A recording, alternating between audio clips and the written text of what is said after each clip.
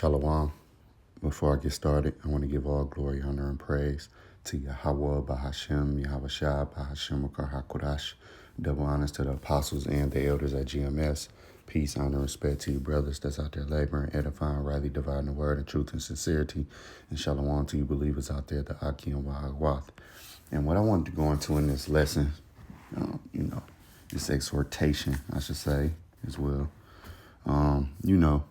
Today was a hell of a day, man. Not nothing too crazy, but just light, just little stuff. You know how Satan will come, man. When you wake up with a purpose, with a righteous purpose, a lot of times, Satan, he get allowed to do little petty shit, per se. And it is what it is. You know what I'm saying? We, as brothers, we used to it. And you just know, like, man, it's just Satan. And you just keep it moving, So this is the condition of the battle, like in 2nd Ezra 7, and I'm going to get that. But again, when you have a righteous purpose, let's get it. It says, Ecclesiastes chapter 2, my son, if thou come to serve the Lord, prepare thy soul for temptation. This is a part of the walk. This is a part of the bitter side. When you first come in, you happy, you learning, you eating, you learning, right? And you hear about everything, Isaiah 4:1, you hear about getting slaves, you hear about the kingdom. But the bitter part is you got to prepare your soul for that temptation. Because demons going to be, just overnight, your girl can turn on you, a coworker or your best friend or something like that, your family member. Something can happen where a demon just get at you through these people. Stuff can start happening with your whip. Stuff can happen with your job, whatever. On and on and on. And I want to get this in the GNT. And I'm going to read it out the book.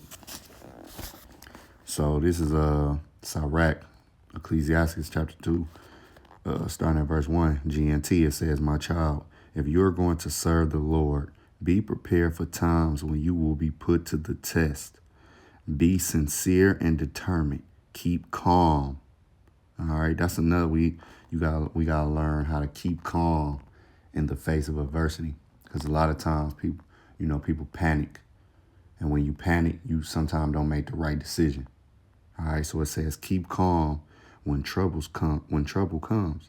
Stay with the Lord, never abandon him, and you will be prosperous at the end of your days. Accept whatever happens to you, even if you suffer humiliation. Be patient, and that's a big thing, suffering humiliation. I know that's a thing for me. No one like to be humiliated. All right. It can be times where something happened and you just feel embarrassed about a situation. Or, this is the condition of the battle, man. So it says, even if you suffer humiliation, be patient. Gold is tested by fire, and human character is tested in the furnace of humiliation. Trust the Lord, and he will help you. Walk straight in his ways, and put your hope in him. All right, so this is instructions. All right, these are instructions, man. Because, in this walk, the humiliation can come in different ways, different forms of fashion. But this is the condition of the battle. Let me get this. Let's go to James chapter 1. Let me get this in the NLT. And it says, starting at verse 2, it says, dear brothers and sisters, when troubles of any kind come your way, consider it an opportunity for great joy. And yeah, when we have different troubles, you lose your girl or you lose a job, you're not going to be like, oh, yeah. But, you just got to know it's only one way to go when you down, and that's up. Just like Israel as a whole, our nation is down. We at the bottom of the barrel. You know what I'm saying? Especially the so-called black man. And then you got the so-called Latino and natives. We at the bottom of the barrel. It's only one way to go, and that's up. See? So it says, dear brothers and sisters, when troubles of any kind come your way, consider an opportunity a great joy. And that's the thing. You know, the Lord love who he chasten. Okay, matter of fact, let me get that. Let me just get that real quick.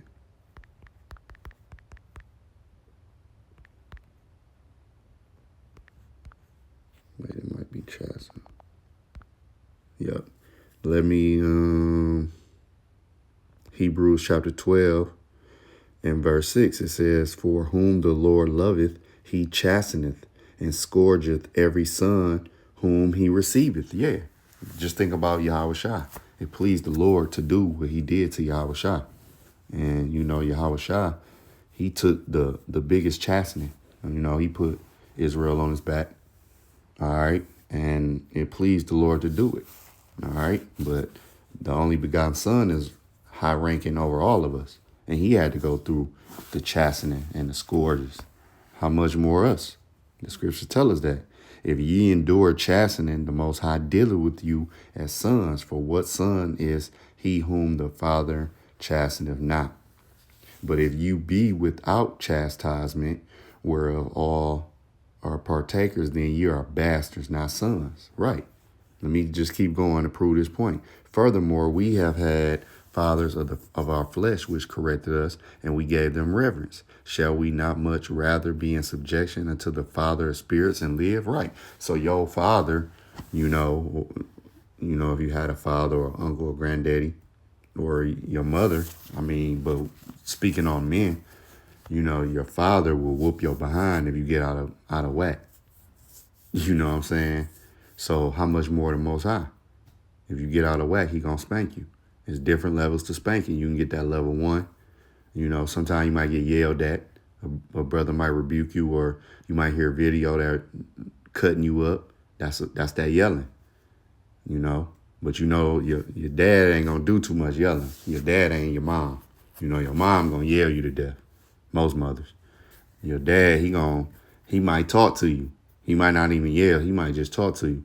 Then you might get that yelling. But then after a while, he gonna lay he gonna lay that belt to your butt. That's how the father, that's how I know my father was like that. He would come and talk to me. But if he just see a pattern, or sometimes he'd just straight whoop my butt if it was a direct violation. So, I mean, you pretty much get the point on that. But let's go back. Let's go back to James 1. All right. So, again, in verse 2, it says, consider it when troubles, verse 2, dear brothers and sisters, when troubles of any kind come your way, consider an opportunity of great joy. Why? Because the Lord dealing with you. For you know that when your faith is tested, your endurance has a chance to grow. Right. So, hey, just like it said in Sirach 2, what did it say? It says, it said in verse 5, gold is tested by fire, and human character is tested in the furnace of humiliation. Right. So this is how your character, this is how you get, you build character through the hard times, man. You always hear athletes and rappers, they talk about all the struggles, but that's what really made them who the man they is today. And our struggles made us the man who we are today. It says, verse 4, so let it grow, for when your endurance is fully developed, you will be perfect and complete, needing nothing.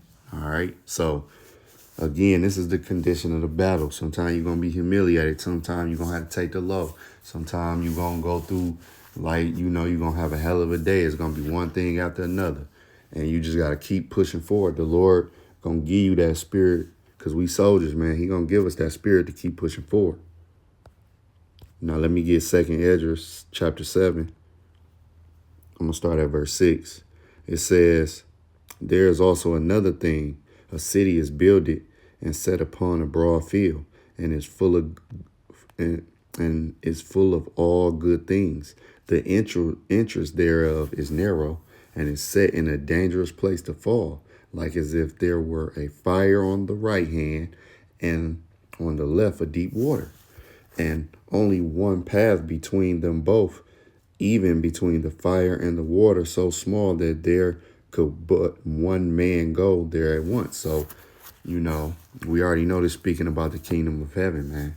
That's that city with all those good things, but the entrance is narrow. We got to take that narrow path, and only one man can go in because,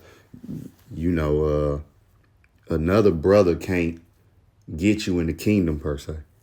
It's all on you. He can mentor you. You can get all the teachings. He can, rebuke you and all that. But at the end of the day, your walk is your walk. Verse 9, it says, if this city now were given unto a man for an inheritance, if he never shall pass the danger set before it, how should he receive this inheritance? And this is the condition of our battle, that we got to go through that fire, that water, that narrow path. We got to go through the danger that's set before. It says, verse 10, and I said, it is so, Lord. Then said he unto me, even so also is Israel portion, because for their sakes I made the world. All right, so the Lord made the world for us Israelites, man. At the end of the day, we got the promises. At the end of the day, we going to win. But we got to go through these things. We got to face the condition of the battle, which is the BS, man. And when Adam transgressed my statutes, then was decreed that now is done. Then were the entrances of this world made narrow, full of sorrow and travail. They are but few and evil, full of perils and very painful. This is the condition of the battle, brothers and sisters. Matter of fact, Acts tell us what? Let's go to Acts. What's that? Chapter 14. Let me see something. Let me get that in the KJV. Acts chapter 14, verse 22 tell us what? Confirming the souls of the disciples and exhorting them to continue in the faith. Right. Exhorting you, brothers and sisters, continue in the faith, in the faith through all this BS, through all the ups and downs, through all the tribulations. What do the scriptures tell us? And that we must, through much tribulation, enter into the kingdom of the Most High. So it's going to be much tribulation. Much tribulation, just like this is telling us. Verse 12, let me read it again. 2 Ezra 7 and 12. Then, let me start at 11. Because for their sakes I made the world, and when Adam transgressed my statutes, then was decreed that now is done. Then were the entrances of this world made narrow, full of sorrow and travail. They are but few and evil, full of perils and very painful. Right. We don't live as long as our forefathers and foremothers. You read the scriptures, you go back to Genesis, people were living 150 years, 120 years, 109 years, 200 years. No, you be lucky to get to 50. You know what I'm saying? You got people checking out 21, 18. All right. And I mean, ain't nothing new under the sun. Everybody ain't live long, but the life, people was living longer as a whole. I can imagine. All right, so now I want to jump down. But again, this is the condition of the battle. And Esdras was very inquisitive. 2 Ezra 7, I'm going to start at verse 47, and it says, for what profit is it for men now in this present time to live in heaviness, and after death to look for punishment? O thou Adam, what hast thou done? For though it was thou that sinned, thou art not fallen alone, but we all that come of thee. Yeah, so Adam it wasn't just him. It was for his downfall, but it messed all of us up. That's when that entrance was made narrow, because of Adam. For what profit is it unto us if there be promised us an immortal time, whereas we have done the works that bring death, and that there is promise of Slakia, verse 50, and that there is promised us an everlasting hope, whereas ourselves being most wicked are made vain. Then don't the scriptures tell us we're subject to vanity? See? And there are laid up for us dwellings of health and safety, whereas we have lived wickedly, and that the glory of the Most High is kept to defend them which have led a weary life. Yeah. And you got to think about it. You know, in the kingdom of heaven, we're going to be defended by the Most High. That's why the heathen is not going to be able to do nothing against us. Though they're going to be real jealous. They might be even mad, but we're going to be on such a high level, and we're going to have that protection. See, right now, we still got a protection, but the Lord, you know, us going into slavery and all that, he pulled a little of that protection. But he still kept a little bit, because we could have just been totally destroyed, all that we've been through. See? But he still pulled away. He turned that face from us for us to get that whooping, like a father put on his son. And we got our royal behinds kicked. All right. And we still going through the BS. But again, this is the condition of the battle. Let's continue. It says, whereas we have walked in the most wicked ways of all, verse 53, and that there should be showed a paradise whose fruit endureth forever, wherein is security and medicine, since we shall not enter into it. For we have walked in unpleasant places, and that the faces of them which have used abstinence shall shine above the stars, whereas our face shall be blacker than darkness. For while we lived and committed iniquity, we consider not that we shall begin to suffer for it after death. Then answered he me and said, this is the condition of the battle, which man that is born upon the earth shall fight, that if he be overcome, he shall suffer as thou hast said. So if we just fall to the temptation, you know what I'm saying, and we just do what we want to do and just not acknowledge the Lord and just be out here wilding, guess what? We gonna suffer after death. But if he get the victory, he shall receive the thing that I say, right? The kingdom of heaven. The kingdom of heaven, man. That's what we gonna get for overcoming. All right, but everything we know is predestined. We just gotta continue, okay? But this is the condition of the battle. Remember that, all right? So, you know, this was just something when I was just going through my day. You know, a little BS just kept happening. And, you know, the Lord gave me the strength to overcome and leap over those hurdles. But I was just thinking like, man, it's the condition of the battle, yo. Because I woke up, I was thinking about a lesson and like, yeah, I'm about to do a lesson and I'm about to, you know, I woke up like, yeah, you know, listening to brothers' videos and just trying to get more into the spirit, you know. And, you know, Satan, he just gonna try to knock you off. But, you know, it is what it is. So, Lord willing, this has been edifying and uplifting. To the next lesson. Shalom.